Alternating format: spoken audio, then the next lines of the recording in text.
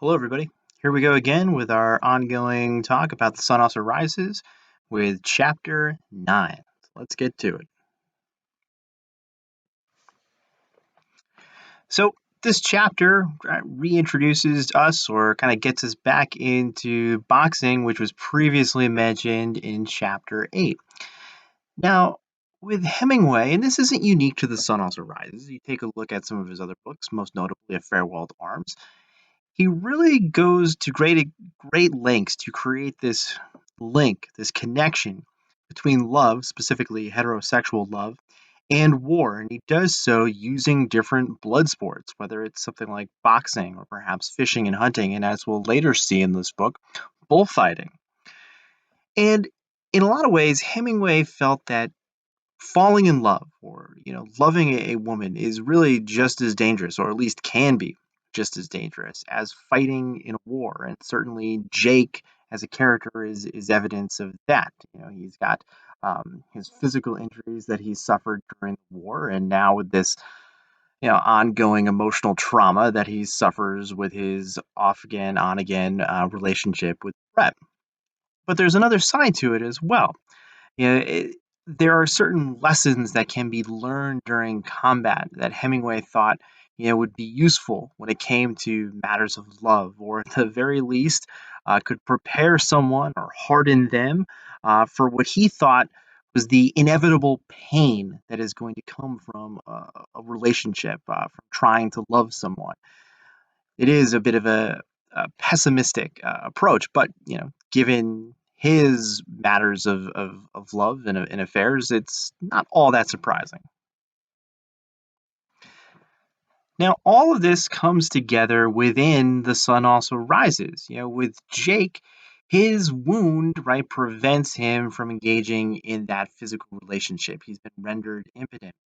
And as a result, he has to use these lessons he's learned from combat about the unfairness of life, or the indifference of life, right, to harden himself against the inevitable emotional pain that he has to now face when trying to develop and cultivate different relationships. Of course, specifically, we're talking about the one with Brett. On the other hand, you have Robert, who, if you recall from way back at the beginning of the book, is a boxing champion. Boxing is the ultimate blood sport, right? Mano a mano, trying to literally knock the other guy out. So it's a safe assumption that he must be, at least in Hemingway's eyes, right, somewhat prepared for that kind of physical relationship. But he's not a veteran, not like Brett, not like Mike, not like Jake. So he doesn't have that same hard gained knowledge and lessons learned that all three of them have. And sort or put another way, he doesn't have the scars that they have.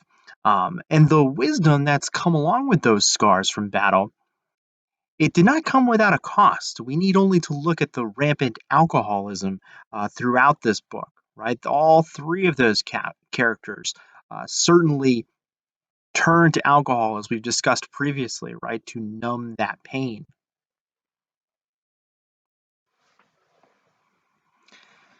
This idea of cost is something that's come up a couple of times now in this chapter and in the previous one as well. In chapter 8, when Bill and Jake are walking through Paris, there's this little interaction involving a taxidermist, and Bill makes this remark about a simple exchange of values, and that's sort of a small phrase that really sums up the way Bill's mind works, right? That there is this sort of inherent fairness in the way things work, and it comes out again in this chapter when they're on the train, right? And the whole to do with lunch and their inability to get a seat at the dining car, and Bill tries to bribe essentially a waiter, and it doesn't work. And he sees the inability of his bribe to work. He sees the monopolization, if you will, of the dining car by all those pilgrims, those American pilgrims nonetheless, as sort of an affront to fair play. And he ultimately, with this small conversation with a priest, uh, makes the offhanded remark that it's enough to make a man join the Klan. Now, he's joking here. He's not really talking about join the Klan. Bill is not this evil guy. But it does certainly give us insight into his anger at the inherent uh, unfairness that exists in this little world that he, the train car. That it isn't as simple as an exchange of values. It isn't as simple as I give the waiter 10 francs and he helps me out. It doesn't work that way. Um, Whereas Jake, thanks in large part to his injury, he understands that the opposite is true, right? That life is inherently unfair.